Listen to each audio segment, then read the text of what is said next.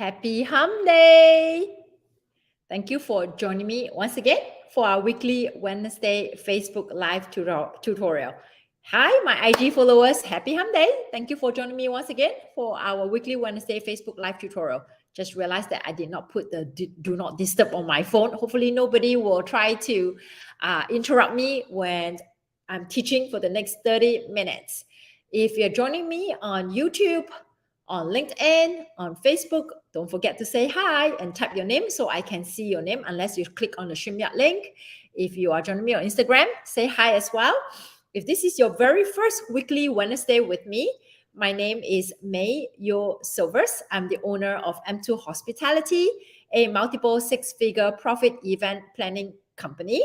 I'm also the founder, event mentor, and coach for Unstoppable Eventrepreneur, and the company name is Events for Anyone, where we provide a mentorship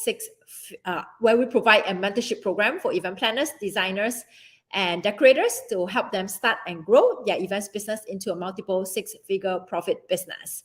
So I have quite a few of you joining me. Hey, Shannon, nice to see you on Instagram with me. So if I am not calling you out, please know that it's not because I don't see you. It's because we have a lot to cover today. And Angie is joining me on YouTube. So today we are going to talk about where are all the leads, right? As a business owner, these are the things that this is one thing that we're constantly thinking about. Where can I get more leads? Where can I get more leads? Where can I get more leads, right? So today we're going to talk about where can you get leads, okay? And we are going to break it down into three categories. And at the end of the day, it's not just about knowing where to find the leads, but knowing what to do with them, okay? So first and foremost, let's break it down into the three ways that you can get leads. But what exactly is lead generation? Lead generation basically means you need to first market yourself. You need to first talk about your services, okay? You need to first talk about the services that you provide, who you help, how you help, and the results that you get.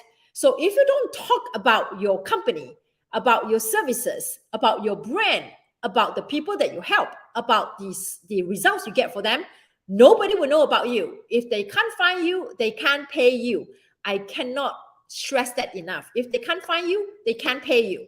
So lead generation will start from the marketing component. And then after you market, there needs to be a call to action. What do you want them to do after they see you, after they hear about you, after people talk about you? What do you want them to do afterwards? Okay? So let's start with where are the three ways, the three avenues that you can get leads. We're going to talk about traditional marketing. We're going to talk about digital marketing, and we're going to talk about paid leads, okay? That means no sweat equity. You're paying to get the leads. So let's talk about traditional marketing. And ultimately, at the end of today's session, it's not about what you don't know how to do. It's about whether you want to do it. I want to make it very clear, okay? It's not about you don't know what to do or how to do. It's whether you want to do it, okay? And the consistency in doing it. I just want to make it very clear over here. This session is not your silver bullet in getting leads, okay? This is a refresher course that when people are saying, where are all the leads? Where are all the leads? Today, we're going to talk about sales marketing activities, sales outreach activities. And I split it down into three categories: traditional marketing, digital marketing, and paid leads platform. So let's talk about traditional marketing. Now, quite a few of you here who is joining me, like Shannon for one, she's not an event planner, but she's a business owner. But what I teach is fundamental, okay? It's fundamental, business fundamental, and you can customize it to what business you are in. So traditional marketing basically means everything that is done face-to-face, okay? Face-to-face, human to human, face-to-face. There's nothing in between. There's no digital, nothing. You talk to another human being. Traditional marketing. What constitutes traditional marketing? As I taught many of my clients inside our mentorship program, the Unstoppable Eventrepreneur. I say that you should always try to participate in some kind of show, okay, or event that is going to have a mass lead generation. Mass lead generation means you are going to participate in a kind of sales outreach activity where you can talk to many people at one time and collect information, a lot of information at one place. What is that? How does that look like? A trade show. Could be a wedding trade show, could be a corporate event trade show, could be any trade show that allows you, okay, to talk about your brand, talk about your services. If you are a coach, a speaking engagement, a speaking gig could be one of it as well, where you will be talking about the problem, the solutions that you give to problems. You'll be talking about how you work with your people. You'll be talking about the results you get for your clients. So by participating in a trade show, by participating in speaking engagements, all right, those could be a good avenue. So if you participate in a wedding trade show, ask to see if you could also be one of the panelists. Some trade shows will allow you to speak, okay? So they will have a planner, they have a designer, they have a caterer, a DJ, a photographer. So on that stage, so see if you can get more visibility by being on the stage, not just having your booth there. When you have your booth, okay? Shannon, thank you so much, Shannon. So when you have your booth, okay, you not only should stand behind your booth, you should stand in front of your booth. There should be some form of visual that people can see that will want to attract them to your booth so that they will want to talk to you. You should have some form of a device or paperwork that people can fill in. When is their event? To have they already hired a planner? What are they needing help with? When is their event? And their contact information. So now with that, you're also building your email list. Okay, a trade show is a great way to get a lot of information at one place. And the host of the trade show normally will also share with you the database of the people who sign up to come as guests for the trade show. So that's one way. Okay, you're speaking to people who's coming to your booth and collecting information, marketing yourself. Another way is to build the relationship with vendors and venues. All right, this is what we call referral marketing. Vendors and venues are the people that you use to help you with your events. So like, for instance, I have great vendor and venue relationship with many of the vendors and venues in my area. I give them business, they give me business. I make it a point to see them every 6 to 8 weeks, right? To meet up with the sales team, with the events team, and to build a personal relationship. Let them know what I do. I'm also interested in what they are doing in their personal life and also at work. Ask what is going on recently at the hotel, at the venue. How is business looking for the next 3 months? And then you build the relationship. They know what you do. They know the type of clients that you serve. They somehow also have an idea how much you charge. So when they refer a lead to you, they already know whether this is a good lead for you or not. They will not refer you a cheap lead because they already know your price. But those vendors and venues that you should be building relationship with should be those that align with your brand, okay? That means they also charge about the same. They also deliver an event that looks like your vision. So you're all in alignment. So their clients are like your clients. If you continue to build relationship with the vendors and venues, they will refer you leads, okay? It's all about consistency. It's all about staying at the top of their mind, okay? So we talk about vendor expo, which is trade shows. We talk about vendors and venue relationship. Now, let's talk about your current event and your last client. So referral marketing is so, it's probably one of the easiest leads to convert, okay? Because they are hearing from somebody who have already used your services. So you want to always stay in contact with the clients that you have done events in the past. So that's what I do all the time. Every year, I will send a holiday card or holiday gift. Doesn't have to be super expensive, but you want to stay top of their mind. And then you not only just stay top of the mind, but you also want to open your mouth and ask, hey, do you know of anybody who can benefit from my services? We still have some open spots, okay? The problem that a lot of people do when it comes to building their business in terms of marketing is they just want to like have fun and build a relationship, but they don't ask exactly what they want, which is, do you have anybody to refer me? Do you need me to do your other events? You want to be able to not build the relationship, but it's like you continue to build, and then maybe the third time you ask them, hey, do you have anybody that you know who can benefit from my services? And then you continue to build, then you ask again. It's not that every single time you ask, but then they will never want to come up with you again or want to have anything to do with you because you're so pushy. So there needs to be a fine balance of your energy, okay, and of your outreach. So you want to be able to go back to your past clients and make sure that you stay at the top of their mind, okay, by remembering their anniversary, their birthdays. And also, if it's an annual event, I will always reach out 6 months to 9 months out before the date of the annual event to say, hey, have you decided whether you want to hire a planner again for next year? Or in fact, I ask immediately, even if let's say they are my current client and the event is about to be done or is immediately over, immediately I ask, when is your next event? So I will build the relationship with my past clients and ask them to refer me business for their own events or for their friends and family. And I will continue to build the relationship with my current client that I'm still doing her event. And on the very last day, I ask, do you have any more events coming up? Because I normally wouldn't ask that at the very beginning, especially if it's a first-time client. They don't know how I work. So I want them to experience how it's like working with M2 Hospitality, my event planning company.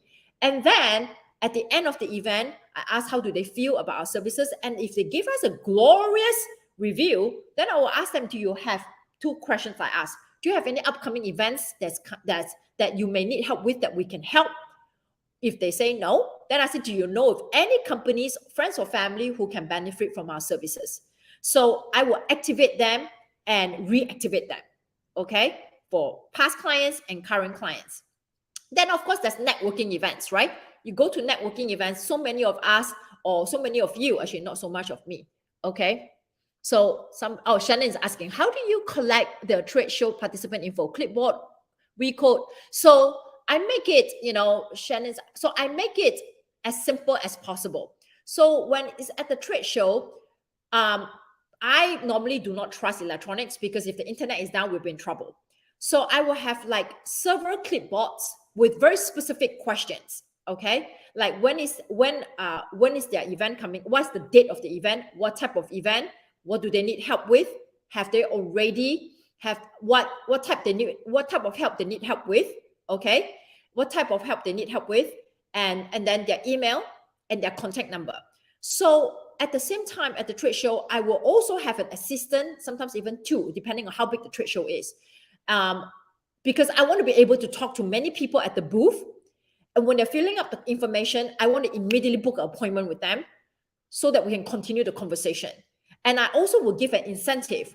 If they on the spot book me for my services after speaking 10-15 minutes with me, they book my services, they get an extra incentive. Or if they book an appointment with me to speak within the next 3 days after the trade show, and if they decide to work with us, they get a certain incentive. So there are many things that you can do, okay? There are QR code that you can scan and things like that. But again, I'm old school because I have done many of these. And when the internet is down or the internet is slow, it's super, super, super frustrating for the people who's filling in the information. Okay. So let's talk about networking events. For those of you who are a little shy, okay, don't want to talk to strangers. So I'm going to share some advice with you. First and foremost, don't go to all types of networking events. Choose a networking event that you know your potential clients are going to be there. Okay. It depends on your objective. I go to vendors networking events where I know that I may not have potential clients, but like the people who's going to hire me directly. But I go to vendors networking events because I want to continue to build my vendors list. Number one, I want to continue to build the relationship with new vendors, right? Start a new relationship with new vendors and continue to reinforce my relationship with existing vendors. And I stay top of mind, right? We continue to build relationship. We talk about business. And then I stay top of their mind. And if they know somebody who may benefit from my service, because they just saw me last week, they will remember me. They will refer me the business. So vendor networking event is not a bad idea. And then the other networking events where I think that my potential clients will be there, then I will go. But not every single type of networking event, because there's only this amount of time in a day that you have. So you want to be very intentional with how you're spending your time as a CEO of your company. Who should you send for the networking event? If you have a team, maybe send a team member for one that you're not so sure. And then you reserve your time for the one that you know for sure your potential clients are going to be there. Okay. So the tip for networking event, if you don't like to talk to strangers, is you're going to give yourself a time. Okay, I'm gonna stick out here for 30 minutes, 45 minutes, 1 hour, whatever time you give yourself. If it's 30 minutes, you're gonna say that I'm gonna talk to at least one person or two person. You're gonna talk to one person or two person. Okay, give yourself a time frame, give yourself the goal, one person or two person. And then scan around the room and look for somebody who looks as uncomfortable as you. Go up and strike a conversation. When you're striking a conversation, don't talk about you, talk about them, because people love to talk about them. So that's an icebreaker. So don't tell them what you do, don't tell them anything about you. Start a conversation. So what I normally would do is, hi, my name is May, nice to meet you here. That's all I do. I introduce myself. That's it. And of course you have those badge, right, that says your company name or whatever. Then after that, then you say, oh, I see you are from this company. I've never heard of this company. Tell me a little bit. And then after that, they'll tell you their name, they tell you their company. And then after that, you ask them a lot about their company. And then eventually, when the opportunity arises, you will ask, oh, who in the company does events? Or does the company do any events? So it may be that person, or it may not be that person. It may be somebody, oh, Amy in our company does that. Oh, fantastic. Then you ask them, what do you do? Because don't immediately divert your conversation to Amy, because then it seems like you don't care about this person. So then you ask, well, what do you do? Find out more information about this person. And then at the end of the day, because she talks so much, she's going to feel guilty that you have not spoken a word about what you do. Okay. She's going to ask you also, what do you do? So you talk about your business, you talk about your company. Then, because your time is about up, right? You have another person you need to talk to. So you want to be able to say that, oh, let's say her name is Paula. Oh, Paula, it's so nice talking to you. Do you think I'll be able to arrange for an office visit where I will drop by to see some of my clients around the vicinity, and also your office, drop off some goodies? And do you think I'll be able to have a quick meeting to talk to Amy about the events that they do for the company? What is this person going to say? No, of course not. This person will be, yeah, sure, send me an email, whatever. So they continue the conversation after the networking event. Okay. So it's not just you do that and you're done. You need to continue to follow up. Okay. That's a networking event. And then there's sales blitz. Now, normally after I've done all this networking event, I arrange to go see Amy, right, in the office. Once I get into the office, because the security at the office will always ask me, who are you here to see? And you are here, you can't just say that I'm not here to see anybody. They will not let you into the building. So once they let me in to see Amy in this company, okay, in this office, in this whole building, I will do what we call a sales blitz. All right. A sales blitz is cold call sales, but in person. Okay. Oh, all right. Perfect. So thank you, Shannon. Yeah. Send me a DM about your grand opening. Love to help you. All right. So this cold call sales, it is in person. It's no longer on the phone call. So you're in this, you got yourself into this office building. So make full use of the opportunity. So you want to be able to go door to door. Now, this requires some practice, okay? Some thick skin. That's why it's easier when you have a bag of goodies or cookies or whatever, because nobody will say no to a bag of cookies. So you go door to door, because the security doesn't know that you're going to door, because you got into one office and you have the whole building now. So unless they have those fob key that you can only go to each floor with a fob key, but at least you have that floor that you can go talk to people. So you just knock on the door, the receptionist is there, and introduce yourself, say you are here to see a client next door. And, like you talk to event planners who plan events in your office. You do the same drill, like a networking event, okay? So now it's not a question of you don't know what to do. Are you going to make the time to do it, okay? So we talk about traditional marketing. So we talk about expo. We talk about expo, which is trade show. We talk about venue, vendors, relationship. We talk about activating your past clients and renewing your current clients. And we talk about networking events, and we talk about sales blitz. Okay. So let's talk about digital marketing, social media. Okay. Social media could be Instagram, Facebook, YouTube, TikTok, LinkedIn, to name a few. So when you post on social media, consistency is so important, because you don't want to be like a firecracker that you are fast and furious, and then we never hear from you ever again. You post like 10 times a day for a whole week, and then after that you're like, this sucks, I'm not going to do it again. You want to have sustainability, you want to have consistency. So you need to find a day, okay, a day, at least one day in the week that you know that you can show up. Okay, you can show up, either do a video or do a post, I don't care.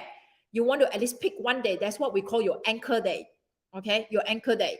And then if there's any extra time that you have within that week, that would be your bonus post. So I'd rather that you show up once a week than to show up 10 times a day times 7 days, and then you never show up at all, because you never know what is the algorithm going to be doing.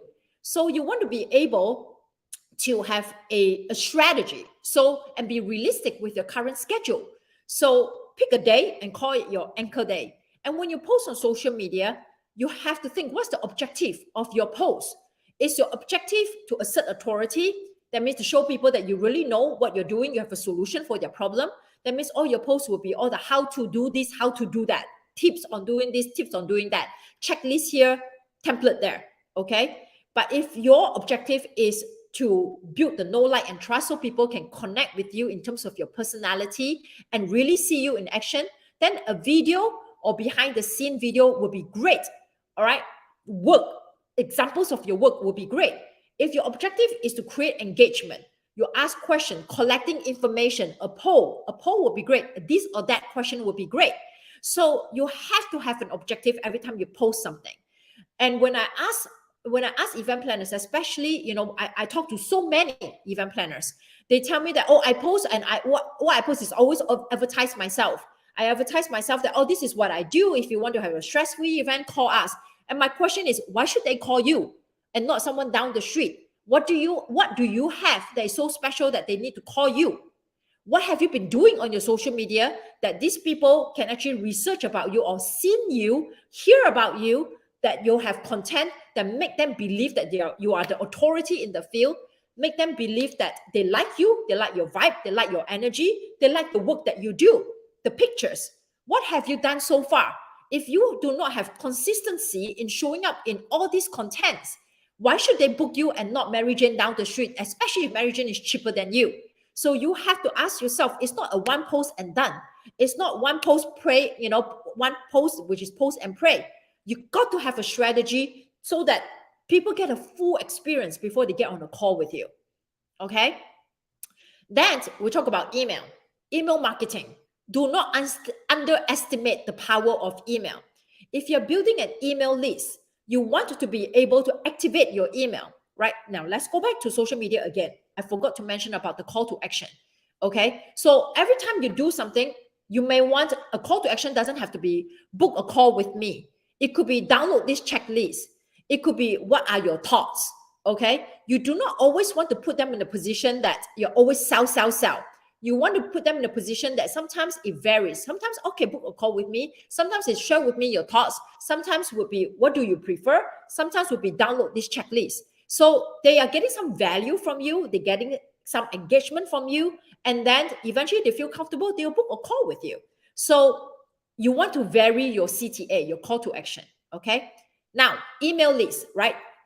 Do not underestimate the power of email. I've gotten a lot of business through just my email, people buying things from my email database. So you want to be able to send out email, that you have to find a consistency as well. Ask yourself, the email could be a blog repurposed into an email. It could be a video that you have done repurposed into an email.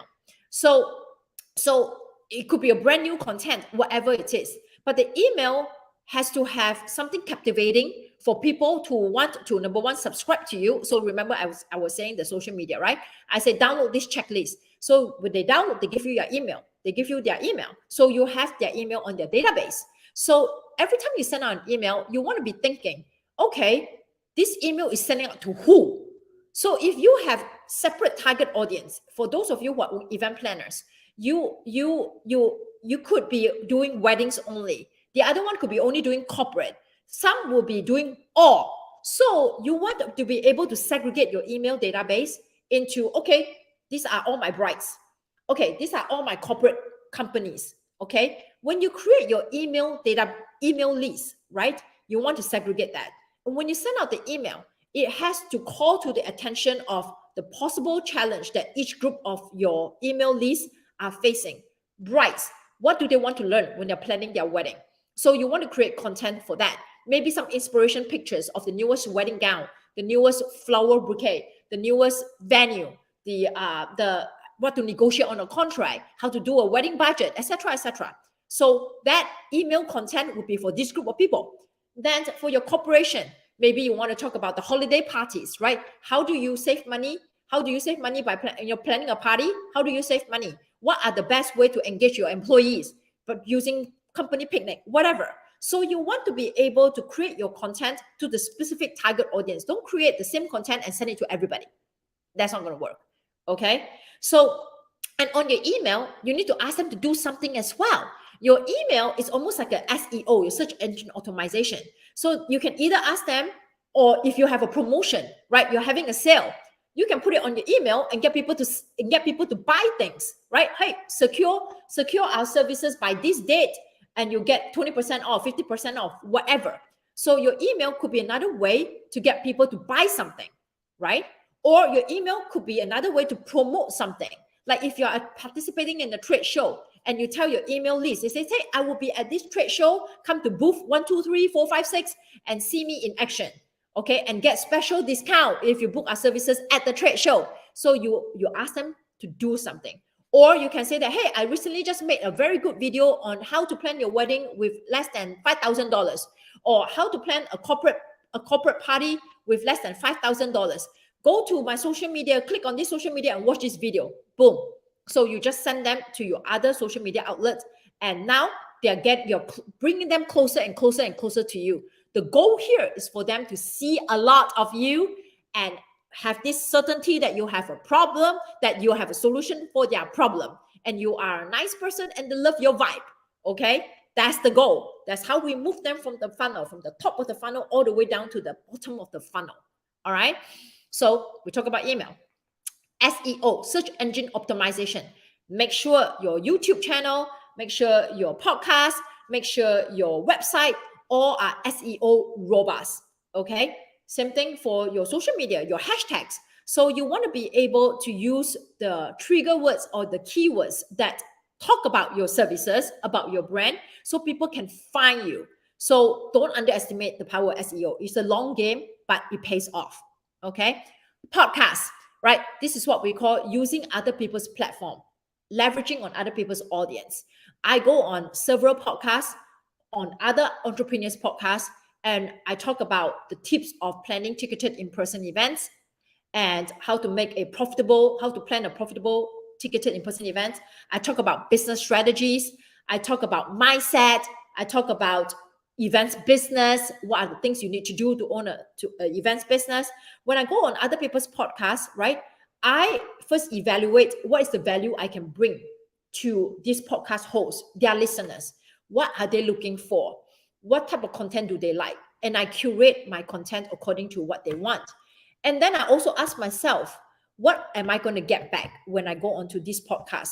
Are this podcast host audience also my audience? Will they buy what I have to sell? So if there's a good match, then perfect. I go on their podcast and I always have a freebie to give away. The freebie could be download a checklist. Boom, there you go. We just got another new email. Or follow me on social medias. I just got new followers. So you want to always pour in at the top of your funnel, grow that funnel. So it's nice and fat. And then you continue to show up on your different platforms, push them down the funnel, down, and then they're ready to buy. Okay. So now the last but not least, paid leads platform. Okay. So we talk about traditional marketing, right? We talk about digital marketing. Let's talk about paid leads platform. For those of you who don't have time, what is the best way to get leads the fastest? Paid leads platform. Google ads, Facebook ads, TikTok ads, Pinterest ads, okay? Just to name a few, LinkedIn ads, and platform like Thumbtack, Bug, Eventrepreneur, Zola, Party Slate, any of those platforms, Wedding Wire and the Knot, just to name a few. Any of these platforms that you pay money and then you advertise your service on that portal. And then when someone goes on those portal and look for a service, your name will pop up. And then they will send you an inquiry, or the portal will send you an inquiry, and then you can respond to them. Paid leads platform is great, but there's a game to play with paid leads platform. You need to understand those are the people who's cold. They come in, they don't know about you, they don't know what you do, they only saw a picture of you or your company, and that's it. They normally price shopping, they don't have time, and they also don't want to get on a call with you immediately, okay? Then there needs to be a reason for them to get on a call with you. Unless your price is so cheap, they ask you what's your price, you give them a price that's so cheap, they'll be like, okay, I book you. But you don't want to be book busy and broke by being the cheapest. So paid leads platform require a strategy, understanding the mindset of the people who's using those platforms.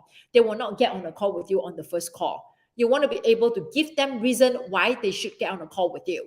So you need to be able to show your portfolio, pictures that is things that they like to see, okay? The visions, your brand. So now they can immediately see, okay, does your brand, the events that you do, does it align with their own vision? And then it should also tell them how much is your price. It also should tell them the results or the experience that you give to your clients. So before they come on a call, they need to already know what you do, who you are, and the results you get for your clients. And then if the budget is right, they'll get on a call with you. So you need to play to that mentality. So don't get upset when they say, oh, I get is tire kickers. You got to do your part as well, okay? So it's a numbers game for paid leads platform. So I have shared quite a few outlets to get your leads. Let's go back to, do you have a sales activities calendar? Do you have a sales outreach calendar where you are putting on what days you are doing what type of activities? If it's not on the calendar, it doesn't happen, okay? Building your pipeline is the fundamental of a sustainable business wings coming in. Otherwise, you don't have a business. You have a hobby. And this is something that I religiously have to do every single day. That's why I make sure that I always have some form of conversation with anyone who is interested in my services. I create content. I also reach out to people to have a conversation with me. All right. So now you know what to do. You know how to do it. The question is, are you going to do it? Okay.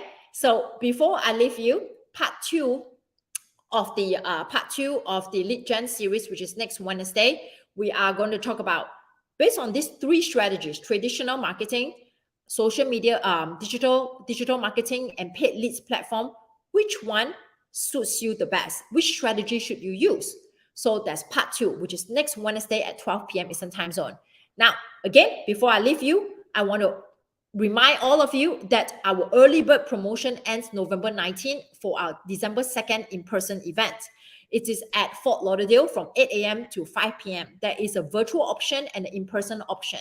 The virtual option is $97 and the in-person option is $297. You get in-person, you get fat. So breakfast, lunch, and breaks, okay?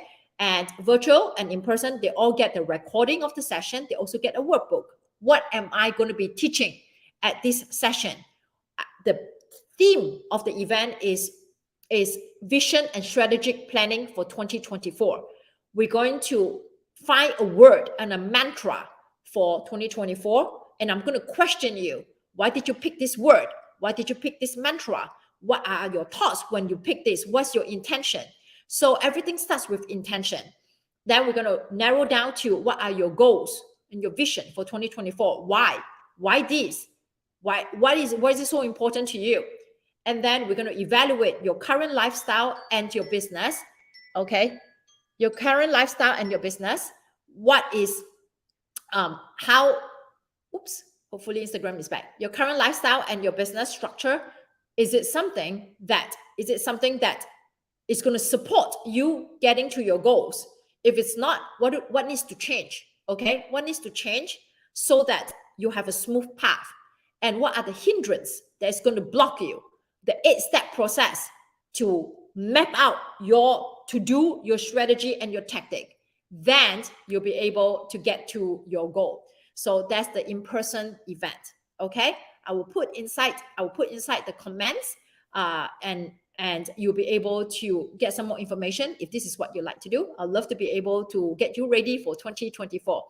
Thank you so much, everybody, for your time today. I hope that you have learned quite a bit. We went a little bit over time, and I hope you have enjoyed today's session. And next week, we will talk about part 2, which is what strategies should you use, which sales outreach strategies should you use so that you can continue to get leads day in, day out for your business. Thank you, everybody. Have a good rest of your day. Bye.